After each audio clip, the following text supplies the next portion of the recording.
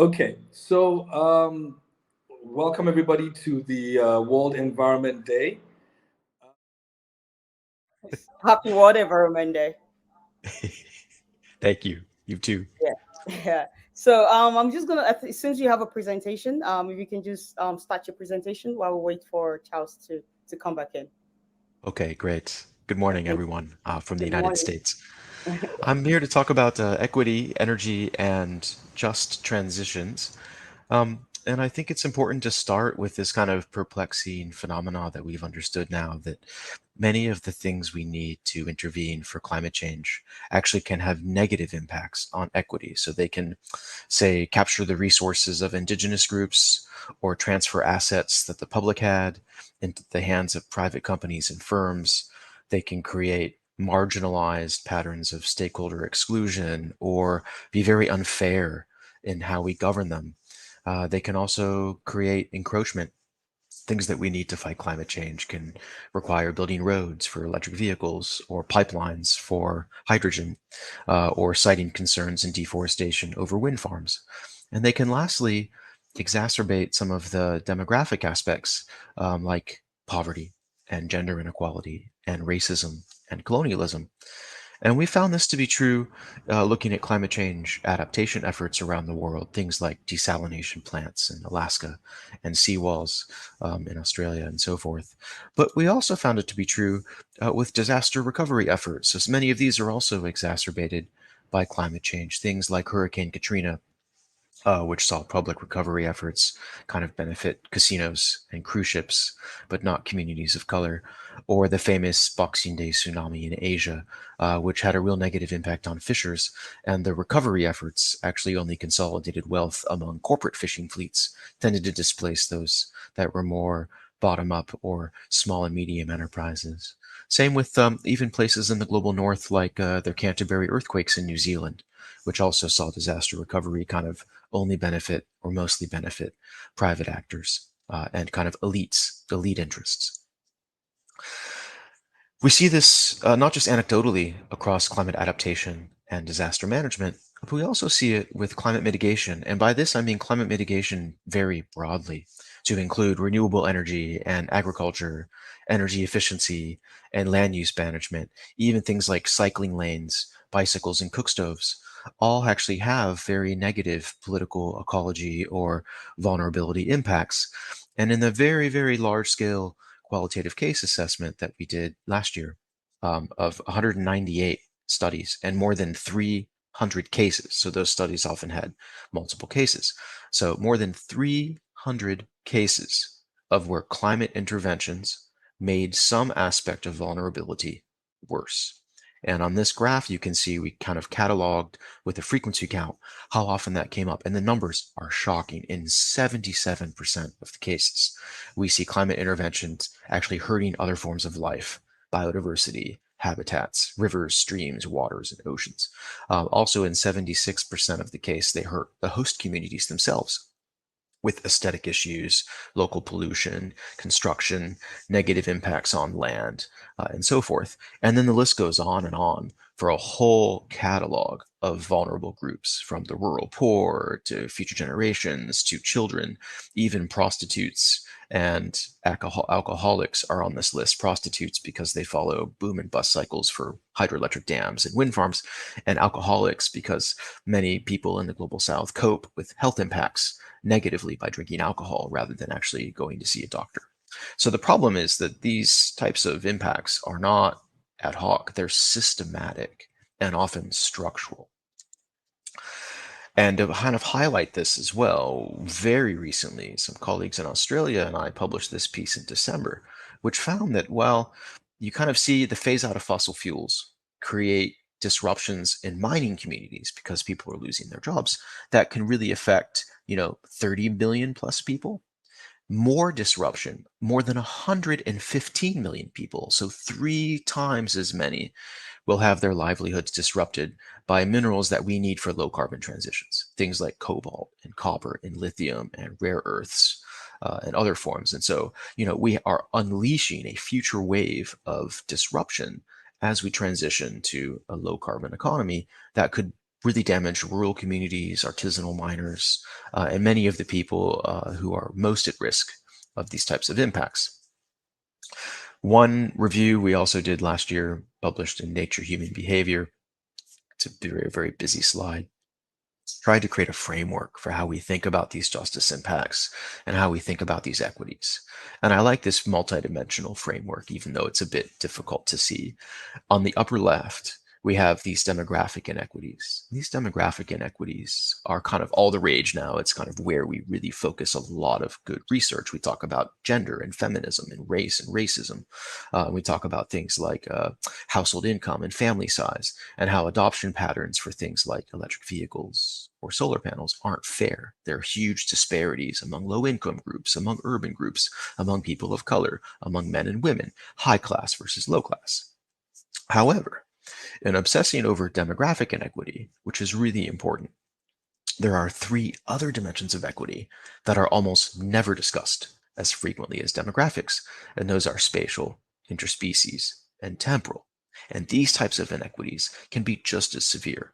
Spatial inequities could be widening divisions between global north and global south, or where we have electricity networks and where we don't, where we have EV charging stations and where we don't, where we have financing patterns and where we don't, or exacerbating, say, rural poverty compared to urban wealth. Interspecies inequity is, again, anytime these climate interventions hurt the environment, whether it is building roads or new power plants or using land or having electronic waste or even mineral extraction. And then the temporal inequities are any of those that compound risk for the future, whether it is the kind of inherent e-waste that stockpiles in solar photovoltaics and EV batteries, or it could be financial temporal risks, like if a household invests in solar photovoltaics, they need a payback on that. But if the inverter fails, or the battery fails, or the warranty goes out, or the company goes bankrupt, then that financial solar photovoltaic system becomes a financial burden. And so these are kind of temporally, we also see future risks that are compounded over the next 50 to 100 years. And this creates a much more complicated notion of what equity is. Equity isn't just about your income and your social identity. It's also about space. It's about other forms of life. And it is about intertemporal dimensions that span into the hundreds to thousands of years, especially when you consider the long-lived nature of some toxics like nuclear waste or even carbon, which takes thousands of years to fully cycle out of the atmosphere. Because of this, it's really why we've seen the notion of a just transition come into play. The Intergovernmental Panel on Climate Change does a fantastic job defining just transitions in their most recent report, which was just published last year. You can see that to them, this is straight from their report, a just transition is not just principles, but also processes and practices that really seek to ensure that no one, no people, no places, no sectors, no parts of the world are left behind as we transition to a low carbon economy. It stresses the need to be proactive. So we don't just react, we are actually designing proactive, anticipatory governance mechanisms that help ensure that we manage not just negative environmental impacts, but social and economic impacts. It also means that you try to adhere to principles of respect and dignity and fairness and decency and democracy and protection and human rights. Lastly, and perhaps complicatedly, it means we may have to intervene to redress past harms. So it's not just about future harms, it's also going backwards, maybe providing reconciliation efforts and corrective and restorative justice. And it also spans, as you see here, the many, many different dimensions of not just energy, but also climate, land use, health, gender, water, poverty, and so forth. Because of this import, we do see just transition policies and frameworks and roadmaps proliferating extremely rapidly and quickly. This is already out of date because the data was compiled in 2021 and it was published in 2022. You can see even then, we see just transition task forces all around the world. We have a very promising Just Transitions Fund within the European Green Deal, and we even have a platform in Europe that is helping multiple carbon-intensive regions transition out of coal, to say nothing of the more than 50 different subnational actors we catalog in the IPCC chapter, things like social movements from South Africa to the United States that are also trying to create and ensure a just and fair transition. One of the final things we do in our research at the University of Sussex and Boston University is try to apply just transition frameworks to very hard to abate sectors. So this isn't just climate mitigation or forestry or renewables. In this particular case, this is industry. This would be net zero cement, concrete, steel, refining, food and beverages, paper and pulp, glass, ceramics. And here you can see we did a systematic review of the just transitions literatures spanning different kind of themes and communities, from the justice literature to the sustainability transitions literature to the energy democracy literature. And we found these kind of common themes about what it actually means in the academic literature, from fundamentally rethinking capitalism and a circular economy to notions of spatial justice and power relations, to even new tools of conceptualizing justice itself. And I think we have tried to chart these new frontiers of justice thinking. And these new frontiers of justice thinking kind of map nicely onto some of the gaps that exist. So we've kind of argued, as we think about new heuristics, it's very important to go beyond the West to create theories that are originating from the global South or the bottom up. It's not just, Greco-Roman philosophy or people like John Rawls. We've also really need to grapple with non-anthropocentric notions of justice. Martha Nussbaum makes this very compelling argument in her book as well about species membership into justice, or what I've heard as pan-species or pan-communism, pan-species communism. That's right. We need to think about how justice issues cascade across whole complex systems, socio-technical systems, and spatial systems. We need to think about how we can maybe harness business models to capture justice, as well as who wins and loses in justice interventions, and how justice operates as a discourse. And as a kind of first step in trying to pluralize what just transitions and energy justice mean, I've found a lot of insight and inspiration coming from feminism, anti-racism, indigenous theories of justice, and post-colonial theories of justice. Each of these helps open up and reveal previously not neglected, but less focused areas of justice, like patriarchy or white racism or genocide and imperialism. And I think these frontiers are very exciting at helping ensure that the notions of a just transition are also fair and just. Thank you for your time. Thank you. Thank you. Thank you, Dr. Sovacool. You're welcome. Welcome back, Charles. Thank you. Thank you. Thank you. Right. This is a lot to unpack.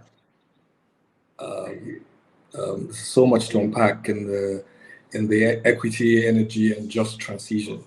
And I really appreciate the very in-depth research that you've done in this capacity. I'm just going to ask you two quick questions, because you see that we impeded into your time from the previous speaker. But I see the enormosity of what you've done, and I'm so grateful that the Green Institute brought you to speak to people. So the advocacy about the just transition becomes a global advocacy, especially in the region in Africa, where our climate conditions seems to be impeding a lot more, even though our carbon emissions not as much as that of our counterpart countries.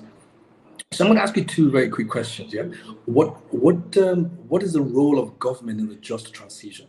What do you see the government role will be, or what role will they play, sort of like to make this transition very seamless? Great question, Charles. And there's been a lot of debate about this and whether the government is even the right actor to promote justice, because in many cases it's governments who are committing injustice.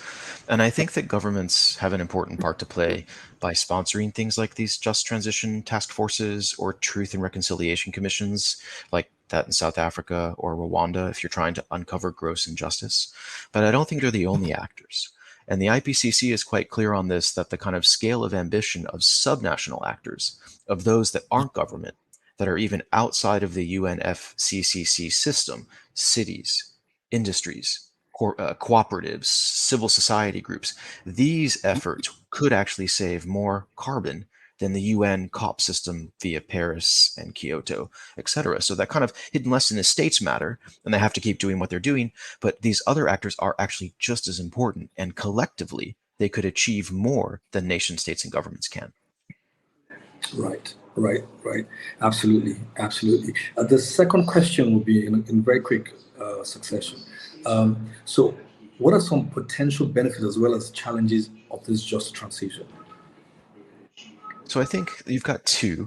Sorry, Yep. I'm sorry to butt in. Speaking to a layman, just speaking to people who are just buying into the whole advocacy on energy transition, climate change, and just transition. I think you have a real substantive issue of which injustices matter, right? And those that may matter for a particular community, like jobs, may actually not be as important as, say, others like species extinction, right? Or compounding risks for the future. And I think that's the rub. Once you start to use justice as a lens, it reveals a kaleidoscope of injustices. Our own work looking at 4 transitions in Europe, nuclear power, smart meters, EVs, and solar, identified 120 injustices, Charles. 120. How do you prioritize those? Right? How do you rank those? Who gets to rank them? Who gets to implement them? So I think justice approaches are kind of the first step at revealing what's wrong. But then we've got to come up with really compelling ways that tackle this collectively and help prioritize which justice elements matter most for a given community. Correct. Dr. Sovacool, I can't thank you enough.